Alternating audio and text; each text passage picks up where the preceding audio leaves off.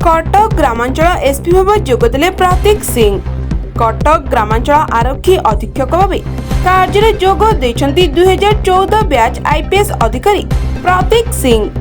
Cuttack ग्रामांचल विदायी SP L दिव्यांकठारु दायित्व ग्रहण करिसेंती प्रतीक सिंह। पूर्वरु से कटक और भुवनेश्वर डीसीपी भावे कार्य करिसेंती। से कमिशनरेट पुलिस रे कटक डीसीपी भावे 2020 मसीहा जुलाई 20 तारिखरु 2022 मसीहा मे 4 तारिख पर्यंत काम करथिले। परे से 2 वर्ष 5 मास धरी भुवनेश्वर डीसीपी भावे कार्य करि आसुथिले। तेबे कटक जिला पुलिस हेउछि राज्यर सर्वपुरातन पुलिस जिला। कटक जिलावासी को उपयुक्त पुलिस सेवा जोगाइबा तांको प्रथम कार्य हेबो बोली प्रतीक सिंह कहिसंती। आज मु कटक जिलार एसपी भावे दायित्व नउछि आ बहुत खुशी अछि के एते पुराना जिला 1830 रु एठी पुलिस संस्था काम करूछि। से जिले रे आसी काम करबा को मोर सेवा देबा को मते सुजोग सरकार देइछंती। आ मो जो पब्लिक रो आ सरकार रो एक्सपेक्टेशन अछि लोकंकर सेवा करिबा, क्राइम कंट्रोल करिबा आ पुलिस रो जो काम करा जीवा कथा सब प्रकार रो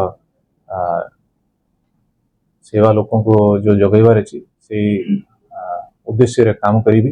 आ समस्ते जते भी कटकवासी अछंती समस्तंकर सहयोग रा मु कामना करूछि। जियोग्राफिकल कंडीशन टा केते प्रॉब्लम होए जनरली पुलिस जिला रे जहा अछि।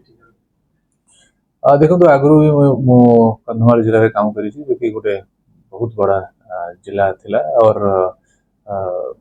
ज्योग्राफी सब प्रकार रोल तो प्ले करूची। परंतु पुलिस संस्था जो प्रकार बनाया जाइछि डिस्ट्रीब्यूट करा जाइछि जिले रे 21 थाना 5 सब डिवीजन करी की जो स्ट्रक्चर जो करा जाइछि मते पूरा विश्वास अछि कि एमती कोनसी प्रॉब्लम हमें फेस करिबो। सर पूर्व सर्वेंचर में दायित्व लेके ग्रामांचल दायित्व देखो तो क्राइम जदि दृष्टि में देखा लोक जहाँ एक्सपेक्टेशन अच्छी पुलिस तरफ से सब एक्सपेक्टेशन आमको पूर्ण करार अच्छी। आगु मु ग्रामांचल रे काम करी मलकानगिरी कंधमाल रु काम करी आसी। तो पूरा विश्वास अच्छी मते के जिते भी आमर कटक ऑफिसर्स अच्छी जिते भी लोक आमर टीम रे अच्छी समस्त सहयोग रे भल काम हो। सर जिला पुलिस बाबद अभियोग आसे लोक बहुत अभियोग आते हैं ध्यान दिया निहाती जिते भी अभियोग आसो देखो पुलिस रो जिते भी रिस्पांसिबिलिटी अछि सब हमें लोक आम जो ऑफिसर्स अच्छी समस्त डिस्कस करी भल भाव लोक केमती सेवा हमें जोगई पारिबु ता ऊपर काम करी। कटक रु कमल कुमार नायकଙ୍କ रिपोर्ट भंजत न्यूज।